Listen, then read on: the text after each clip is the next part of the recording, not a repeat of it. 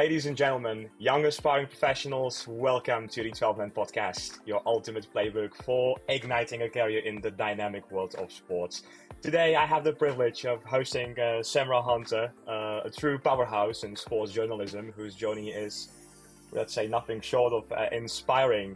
From the heart of Real Madrid TV, through sidelines of eFootball, esports tournaments, all the way to La Liga TV and ITV Sports, Semra's experiences offer a great roadmap, I think, for younger dreamers looking to make their mark in sports media.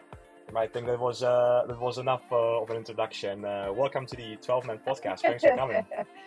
More than enough. Thank you very much. It was a very kind and a very warm welcome to the podcast, and I'm very happy to be here. How are you? I'm doing very well. How about yourself? Yeah, brilliant. Excellent. Enjoying the sunshine of Barcelona on a cold winter's day in January. Amazing. Well, it's happy to hear that at least somebody's enjoying the sunshine because we in the Netherlands are enjoying Yeah, sorry to rub that in very your face a little bit, eh? yeah, the very freezing and dark weather. But uh, Samra, I think we all want to know how did it all start? Well, it's a very good question. If you really want to go all the way back to the beginning, then you have to go all the way back to when I was 3 years old and I kicked a football for the first time, and it was love at first sight. And I just knew in my heart of hearts that that was my sport. And I grew up in the States. I was born and raised in Los Angeles. So for many people, I'm sure they're all aware that in the US, soccer is very much the girls' sport. It's the women's sport. And so that's what we grew up playing. And the guys, they've got the American football, they've got the basketball, they've got the baseball, they've got the hockey, they've got everything else. So, we've got the best sport as far as I'm concerned. So I grew up watching the Premier League. I grew up watching the World Cups, which have always been my favorite competition and tournaments. And so I actually wanted to be professional. That was my aim. So when I was basically a child all the way through to my late teens, that was what I worked towards. And unfortunately, I had an injury that completely obliterated that dream. And so I was actually quite lost at sea for a few years. I really didn't know what to do after that because my whole life was pretty much dedicated towards getting me to that achievement of being a professional soccer player in the States. Um, so I went to college. I went to Berkeley, where I studied international relations, which was politics. The reason I did that is because my other passion in life was travel. And at the time, when I was 18 years old, I had this really romantic notion of what it would be like to work in a consulate or an embassy or work for the foreign service. Because in my mind, I was thinking, cool, I can travel the world, and every 2, 3 years, I can change countries. And anyway, I realized how much I hated politics, so that was the end of that. Um, so I was really lost for a while. I was for a couple of years, just kind of drifting through life, really kind of beating myself up almost in a way, really figuring out what to do next. Um, it wasn't until I was about 24, 25 that my mum had recommended, she really planted the seed in my head with this. She just said to me, well, you know what? Why don't you look into sports reporting? Because you would make a great sideline reporter. You love sports, love to travel. It's a great blend between those two things. And I was like, oh my God, Eureka moment, the light bulb went off. And that's what I did. She basically charted that course for me and gave me my North Star, and I've worked towards it ever since. So I, at the time, looked for a master's program that was dedicated to communications and sports journalism because I felt like I was really making up for lost time since I didn't study journalism in my undergraduate. I got into a course in Madrid. I did my master's in Spanish, and then it all really just kind of took off from there.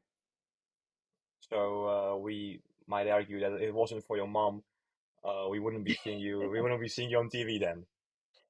Quite possibly. I mean, I do owe her a very big debt of gratitude, you could say, for giving me that idea. Whether it would have come to me or not, who knows? But for certain, it was all her that gave me, yeah, that the impetus, I guess you could say, to help me figure out what I wanted to do with my life. When you were doing Thanks, the. Mom. Well, sure, yeah. Thanks. Our thank yous go to Semra's mother for having a great host of La Liga matches. Semra, you were talking about the Masters and then the later stages. How difficult was it for you to enter this industry? You know what? I have always considered myself incredibly fortunate because I looked for a niche that I could get involved in, and I was in a very unique position that I knew I could exploit, which is to say that I was an American in Spain, I was native in English, who was also bilingual. And in Spain at the time, this is 10 years ago, pretty much no one could speak English. So I knew that I had that as an asset. And so one time on a trip that we took, a school trip to one of the biggest production companies in the country, they took us on a tour, they showed us around. My whole goal for that trip was to meet with the boss at the end of the tour, pull him aside and say, hey, this is who I am, introduce myself. This is what I want to do. Do you think I have a place in this industry in Spain, in football? Because I knew I wanted to do football. Is there room for me? Someone who doesn't have experience, who's just finishing her master's, but can offer this, this, this. We had a great conversation. 2 weeks later, he offered me an internship.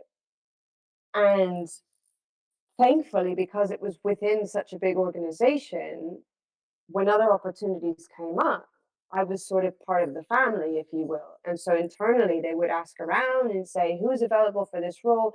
I got put forward without even knowing about it for Real Madrid TV, for example. They called me.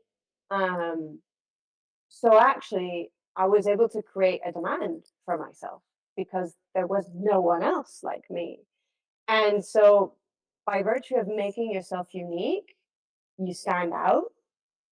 I mean, it's huge. It's huge. And like I said, I mean, obviously, I was in a completely different situation. I wasn't doing it in my own country. I wasn't doing it in an English-speaking country or in the UK, where there's a lot of competition. For example, I did it in a completely different foreign country. So in some ways, I would say it was actually very easy for me. Not always easy. The road itself has been full of many obstacles, but in terms of getting opportunities, I've always been pretty fortunate, I have to say. But I can fully appreciate that that's not always the case. Uh, you, I mean, we can all pretty much say that how the being productive or proactive maybe Mm, helped you quite a lot on that journey. But what sort of characteristics you'd say you have had back then, like when you were mm, really searching for your place in the industry, and then maybe compare it also like with your characteristics now, sort of how you've mm. evolved. So a really good question because I feel like for the last 8, 9 years or so, I've pretty much always operated the same year. And I've only really noticed that in the last year or so, I have gone through a transformation and I'm in a very different place now, in a much better place, I think. Um, at the very beginning, I was extremely driven and ambitious. Part of it was because I was feeding myself this lie, which I mean at the time felt like the truth, but now obviously looking back on it, it was absolutely a lie that I was peddling to myself, which is that I had to make up for lost time because I was 25. I was so far behind everybody else and I needed to catch up. So I needed to work harder. I needed to do extra. I needed to do da da da da.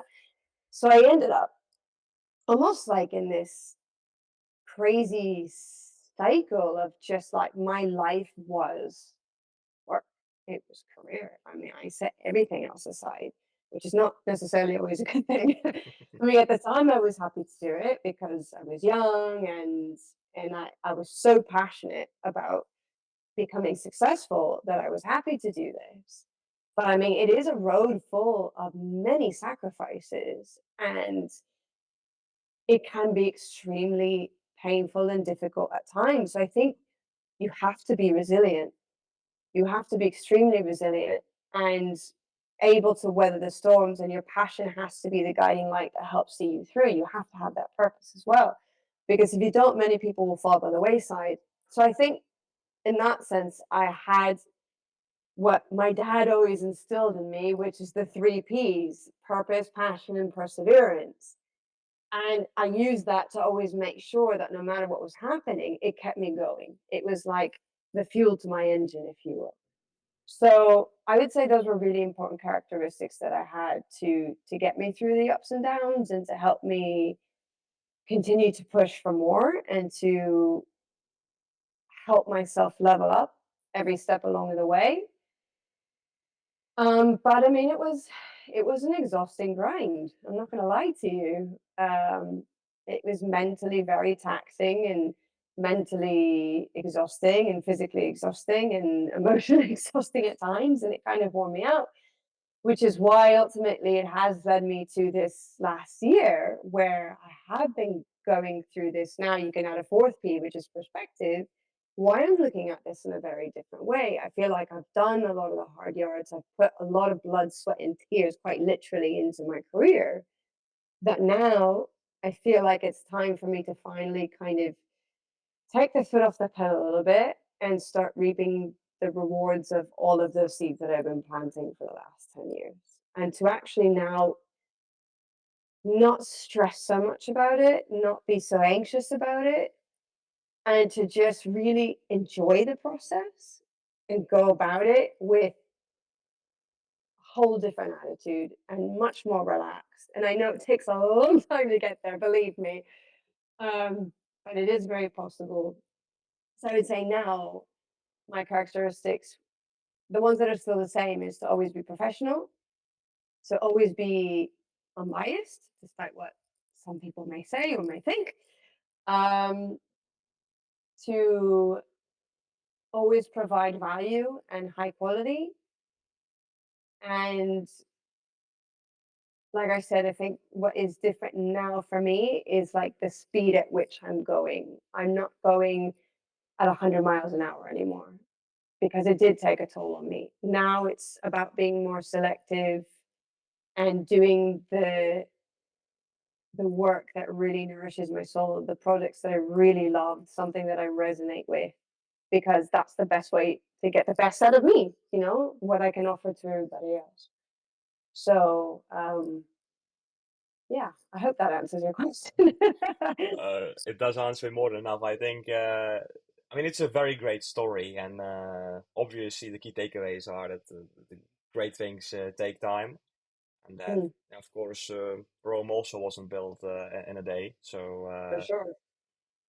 but when before I was actually planning this episode, I was talking to some other young people, and they were saying that at this point of life where they are, so they're pursuing this career in the sports industry, but at the same time they feel like they are a bit stuck, Yeah, working part-time jobs besides their studies, and those part-time jobs aren't relevant even yes. to the study they do. And would you say, or was it also a case for you back then that you were, for example, I know, working part-time in a restaurant or somewhere? No, I was actually, I had enough in my savings account to get by Mhm. during my master's program. Um, and then when I got the job, I mean, I was working full time. The pay was terrible. That's just Spain in general, unfortunately, because the economy is not so hot. So I was basically living paycheck to paycheck. Um, that was really a struggle, and that was actually one of my main motivating factors for leaving Spain because it was. I mean, it was extremely hard to live that way, as I'm sure many people can relate to. I don't need to really say that. I mean, it's fairly obvious, but at some point you do want to level up. At some point you do want to make more. Because obviously as you grow and you get more experience, you get more knowledge and so on. I mean, the money that you earn should grow with it.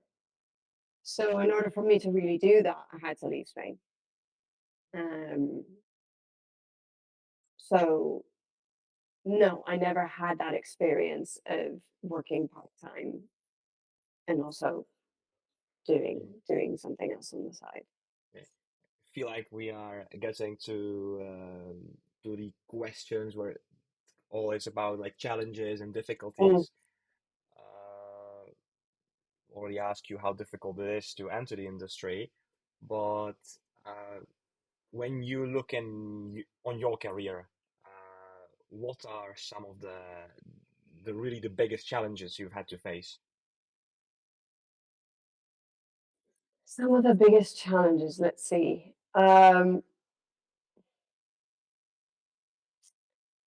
One of them,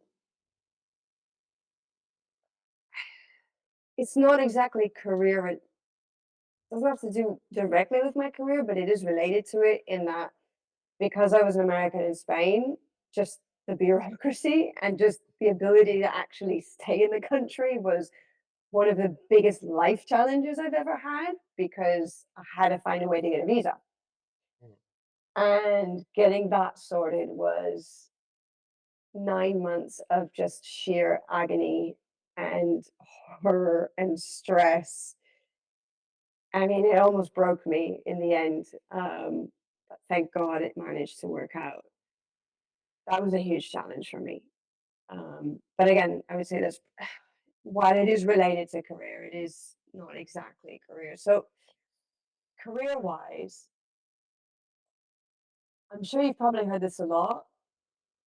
Being a woman in a male dominated industry such as football can be extremely difficult at times because they don't always value what you're really worth and they don't take you that seriously. And for some strange reason, there's this belief that that women are just incapable of understanding football or talking about football, which I've never really quite understood.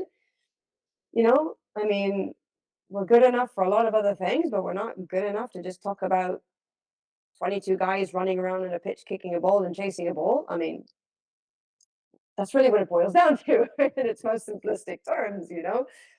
So having to prove myself constantly and prove myself to be better than a lot of the guys as well to actually be taken seriously, that's been a main obstacle, I would say, because it requires more work, more research, more effort, more energy, more time, and you're trying to break down a huge barrier that's been in place for a very long time. Thankfully, now that barrier is starting to come down because more and more women are appearing on the scene, which is fantastic, and offering really quality analysis and coverage and work. Um, but that was a big one. That was definitely a big one. Um,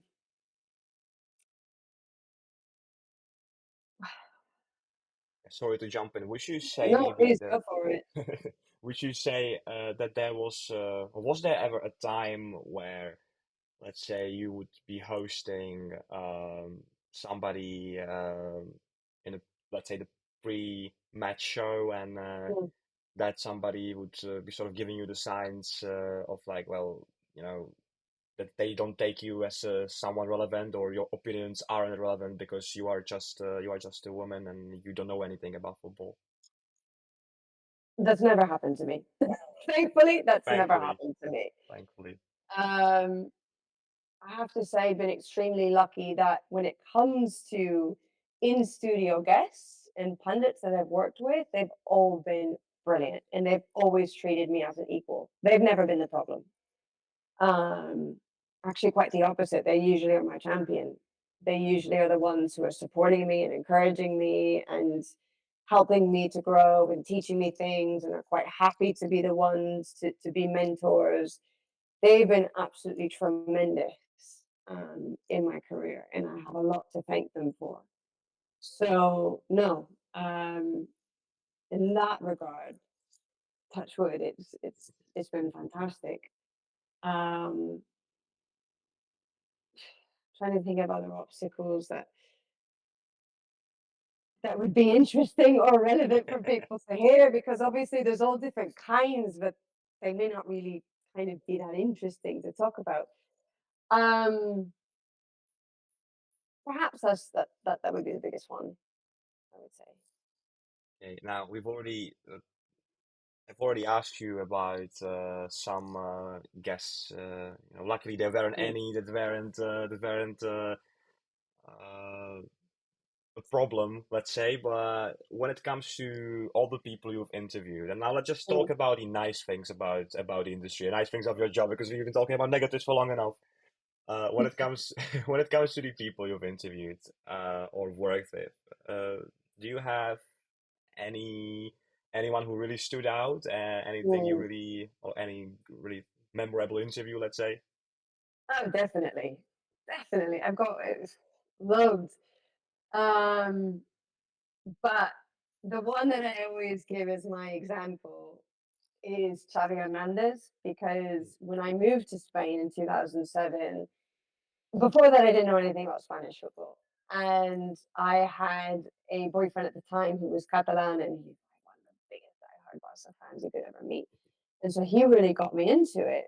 And at the time, obviously, this was the beginning of what would become the Super Barca team that everybody knows and loves. I think even if you're not a Barca fan, you could still appreciate what that team was. I mean, they were unbelievable. Um, and so when I started watching Tavi, I just fell completely in love, because that was the position that I played. I was a central midfielder, and I loved being the brain of the operation. I loved being the one orchestrating things and pulling the strings, so to speak. So I adored him. And so I used to always make the joke that I could just retire the day that I interviewed him, because I would never do anything better than that. But that day came so early in my career that I had to move the goalposts back after that. I was extremely privileged that I got to interview him 3 times on 2 separate occasions in Doha when he was living in Qatar. And I even got to play football with him twice. And he even complimented, he even remembered me when I went back months later. When he saw me, he was like, "Oh yeah," he started telling everyone how good I was at football. I was like, couldn't believe it. Someone pinched me. This isn't real. Like, what? Charlie's complimenting me. Holy shit. Sorry, can I say that? Anyway, excuse the French. No, But no worries, no worries, no worries. I'll just I'll beep it out. yeah, so and he was fantastic, and he was so engaging, and he was so warm, and he was so easy to talk to. And I used what little Catalan that I could to also kind of Mhm. establish just a deeper connection with him, because he's one of those people like Guardiola who really, really does appreciate whenever you kind of make that extra effort to acknowledge the fact that they are so proudly Catalan. Um, How did you, sorry, he, how did you react to now Xavi and the news of him leaving FC Barcelona? yeah, you know what? It doesn't surprise me, because the journalists talk.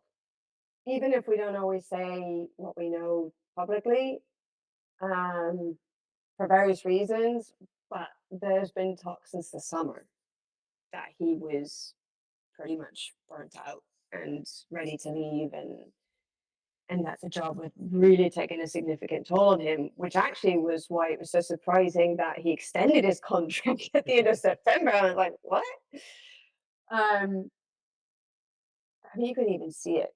You could see the the physical wear and tear that it's been taking on him since he came in. I mean, Barcelona is just like that as a football club. I mean, it's soul crushing for managers. They all end up in the same way, no matter how successful or unsuccessful they've been.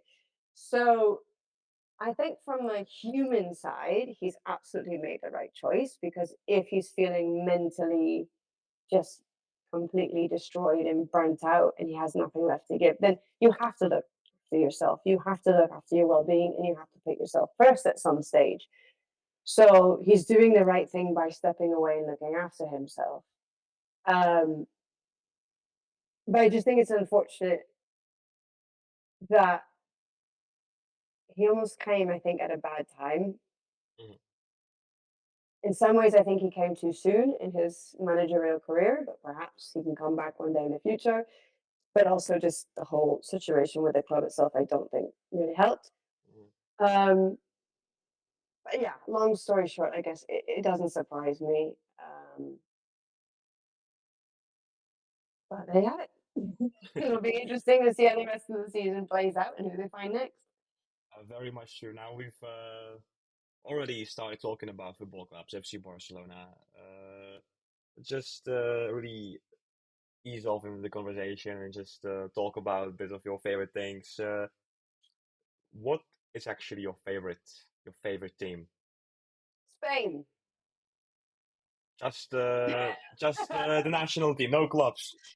Here's the thing, right? Like when I moved to Spain in 2007, and for all of the reasons I was telling you earlier, I obviously became a very big Barcelona fan. And how could you not? Watching that team play was the most incredible football I've ever seen in my life. And it was impossible not to fall in love with that. So the thing is, then I went to work for Real Madrid for 2.5 years. So obviously they have a very important place in my heart and a special place in my heart because you get to know players, you get to know people who work at the club, you establish real relationships with these people. And so they matter to you and you want them to be successful and you care about their achievements. So I kind of decided then whenever I started to work for La Liga, I was just going to put all of those feelings aside and just be neutral because I think that's my personal belief is that that's how you should go about doing a business. And I said, right, I'm going to just rise above the club level and I'm just going to stick with the national team. So Spain.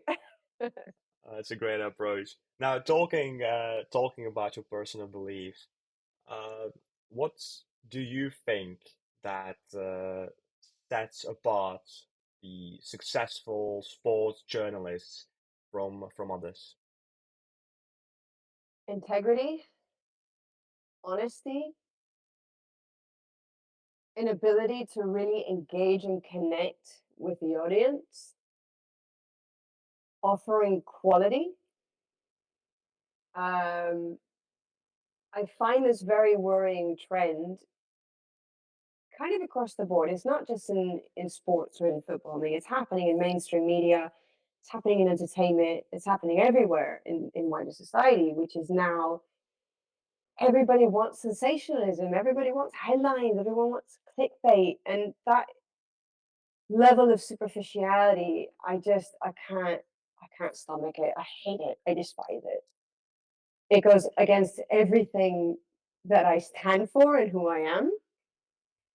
And so I do feel very concerned that that is very much where this whole industry is going. And I'm actually kind of in a moment with myself now where I'm trying to figure out, okay, where is my place now in this industry and where does it go from here and how do I continue to be the person that I want to be? And so I don't know. I mean, it's sad to see. Um, I mean, I know there's a lot of journalists who really wouldn't enjoy being involved in a lot of this, but they almost have no other choice because at some point, I mean, of course, you still need to have an income, you need to pay the bills, you need to look out for your family or whatever it is. You still need to make money, right? I understand that.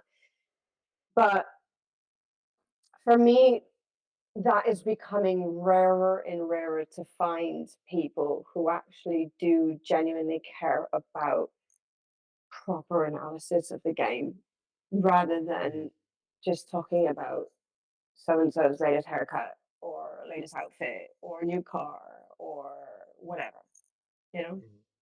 Yeah, to be honest, I kind of feel like you started also answering the final question of this podcast.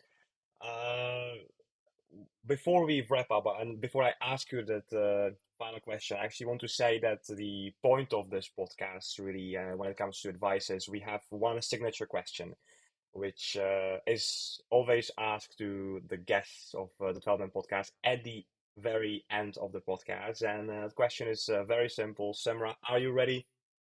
I'm ready. Let's do Let's this. go. Let's go. Well, what advice would you give to young people who are trying to make it in the sports industry?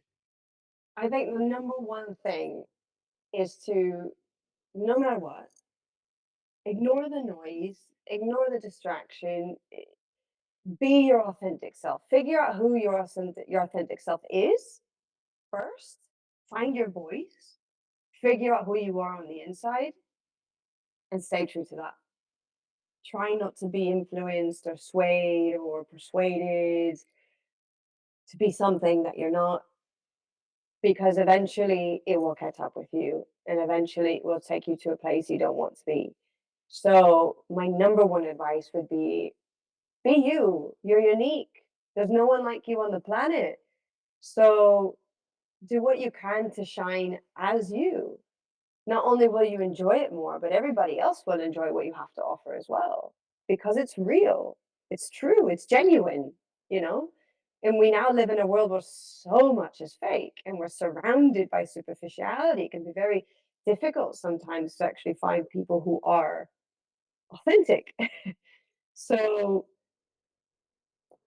that would be my number one thing. And I think another thing to say is that the beauty of this industry is that because it is so big, there's so many points of entry, and there really is no one set established road that everybody has to follow to get in. Everyone's path is totally different. It's totally unique. So feel free to be creative. Feel free to think outside of the box. Feel free to take risks and try something that maybe other people aren't doing because it can work out really well for you. And at the end of the day, have fun, enjoy it because that's why you're doing it, right? So, yeah, there you go.